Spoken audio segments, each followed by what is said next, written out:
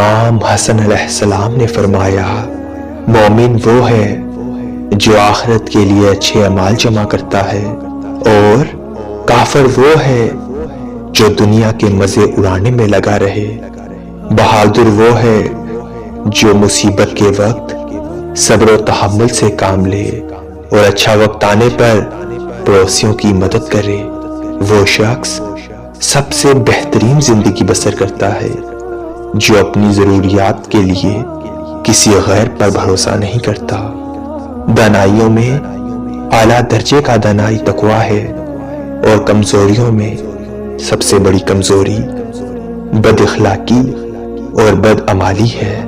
کرم کے معنی ہے مانگنے سے پہلے دینا اور موقع وقت پر احسان سلوک کرنا، ضرورت مند کی جائز حاجت پوری کرنا ایک مہینے کے اعتکاف سے بہتر ہے۔